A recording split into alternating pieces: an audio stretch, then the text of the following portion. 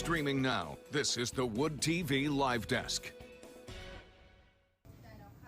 And good afternoon, everyone. Phil Pinarski here with the Wood TV Live Desk. Hope you're having a great day so far. Storm teammate meteorologist Blake Harms is back once again. And Blake, we're giving everyone an inside look at to one of the more popular parts of this job, and especially something that you find extremely enjoyable. We're, of course, talking about your school closing predictions. You and I just did a story, actually, that people can find right now over on our website, woodtv.com, that kind of goes a little bit more in depth on everything that you do to kind of prepare for them, everything that goes into them. It was all really eye-opening and really enjoyable from my own perspective of just kind of seeing all the work that you do and everything that you put in. Again, that story is up on our website, woodtv.com, right now. Blake, one thing that I did find really enjoyable, though, probably the most enjoyable, was the fact that this isn't something that you just recently started. This is something that you've been doing well before you even became an official meteorologist. Yeah, a long time ago. This is my 11th year of technically doing it. Started in 8th grade, believe it or not,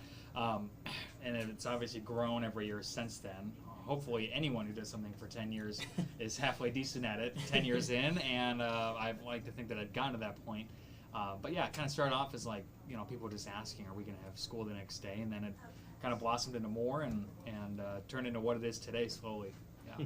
Right. No, and again, people love hearing about it. You're very engaging with people on social media about it, and I know you were talking about how kids kind of flood your DMs, just, are we going to have a snow day, or is that something that we can kind of expect to see? And so it is really interesting to see how it has kind of developed ever since, you had kids at your own school asking you, are we going to have a snow day, because they knew how much you love the weather, and now it's still continuing to this day. Yeah, I empathize with the kids who will message me and ask about a snow day, because I was the same person doing that to Ellen and Bill and all the team upstairs, Terry, right. When I was in middle and high school. So it's nice that snow days are still a thing. COVID kind of killed some of them off in other parts of the country, turned them into virtual learning days, but the fact that we still have them here makes them enjoyable, and I think they're still very well deserved, and I'm glad they're still happening. Yeah, no, definitely one of the bright spots to the wintertime, especially if you are still in school. Blake, kind of switching over a little bit, just getting behind the scenes a little bit more about how exactly you prep these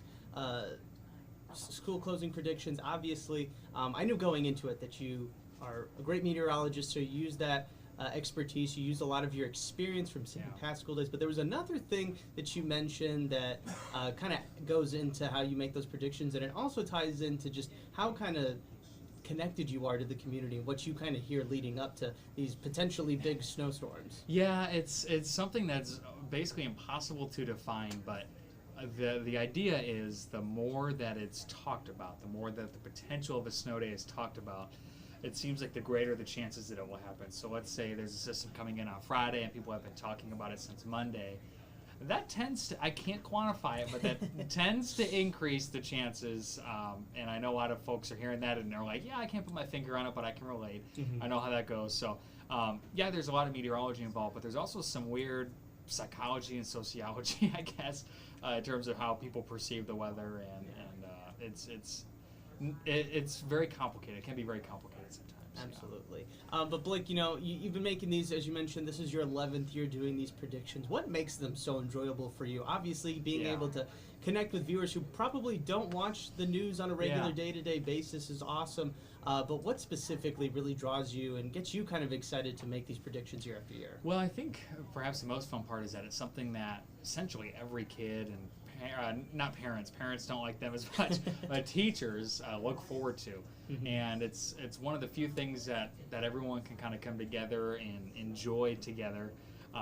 And that part has been really neat, to be able to unify people when, schools like West Ottawa or Hudsonville or Forest Hills have a snow day, to see how excited people get for that.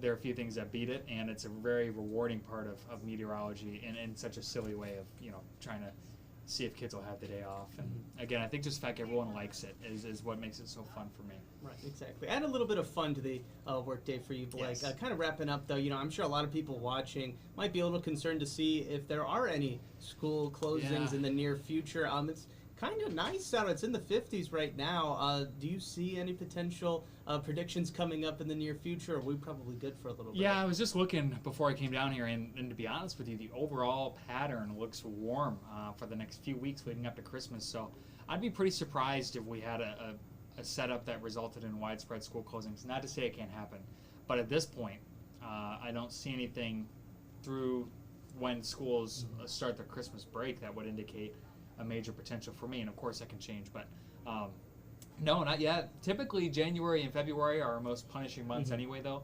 So we'll see what happens when we turn into 2024. But for now, looks like pretty smooth sailing. Right, I know. It's probably not what a lot of kids wanted to hear, but winter break is coming up. Yes. They have something to look forward to then, and then afterwards we'll be sure to tune in every time Blake does get ready to release his school closing predictions. And I want to mention again that if you want to learn a little bit more about how Blake does it and get a behind-the-scenes look at how we do things here at News 8, you can find the entire story right now over on our website, woodtv.com. Blake, one last time, thanks so much for stopping by. We'll see you next week. Yeah, thanks for having me, Phil. Absolutely. And I want to thank everybody else for tuning into this latest edition of the Wood TV Live Desk. I'm Phil Penarski, and we hope you have a great rest of your day.